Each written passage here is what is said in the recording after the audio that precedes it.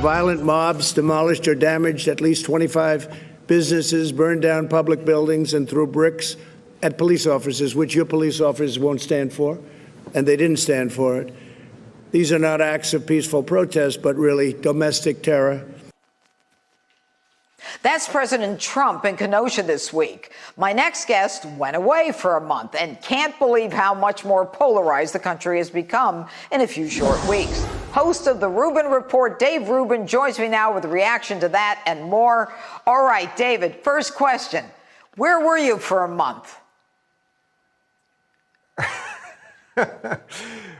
Judge, I was in an undisclosed location, but I will tell you this much. Last time I spoke to you, which was a little over a month ago, I was considering leaving LA, and as many of my friends have left. But I did decide to at least stay here, because if some good, decent people can't stay in Los Angeles, can't stay in California, then the polarization really will have reached a point where we're living in two different countries. So I'm going to stay and fight here. Look, there were old school Reagan conservatives a long time ago, and I think there's a chance we can start bringing them back. So we'll see.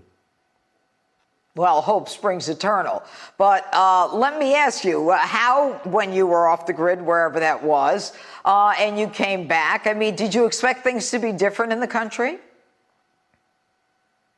Well, you know, it's funny. Everywhere that I went, when someone would come up to me, people would say, well, first, they can't believe that I do this, that I have no phone, no news, no information, no current events, no nothing. And then the second thing they would say is, oh, it's so much worse. You're not going to believe what happened. And look, a lot of things happened, and we know about the riots and the protests and everything else. But what I'm concerned about, and the reason that I do this off the grid thing, I've done it for 4 years now, a whole month, in August, is that it gives you a little perspective that I think sometimes for people like us that are in the news cycle all the time and we love this stuff, but you know, you end up reacting to everything instead of getting a little distance from it.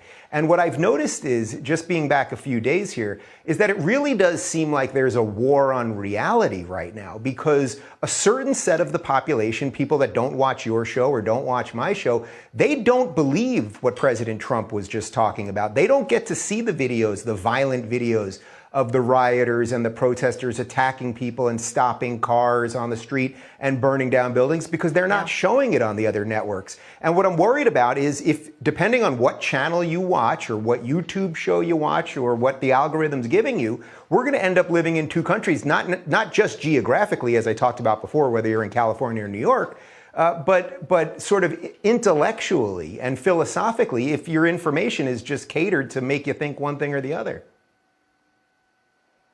Well, you know, the sad part about that is that people are so committed now to listening to one source for their news or another, and you know, they're not interested in looking at the other channel or the other station or the other, whatever the URL might be, and that doesn't make for a country coming together.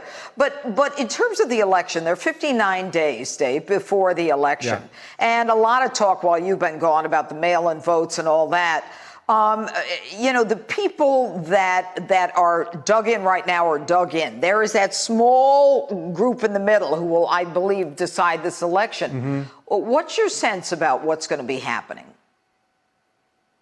Yeah, well, it's a great question. And I'll tell you this, I actually think that the small group isn't as small as you might think. I actually think most people, maybe not most, but I'd say a good chunk, say 30%, could still probably be swayed one way or the other. And I think what's going to happen is, if you're the average person and you're watching your business burn or your local restaurant not open or the rest of the nonsense that we're seeing and statues being torn down and general mayhem, if your choice is Donald Trump, who you may not like for whatever reason, you don't like the way he tweets, whatever it is, but if your choice is, oh, he's going to bring law and order, or the other side, Joe Biden, as your previous guest was just saying, Joe Biden is now being led basically by the worst elements of the progressive movement.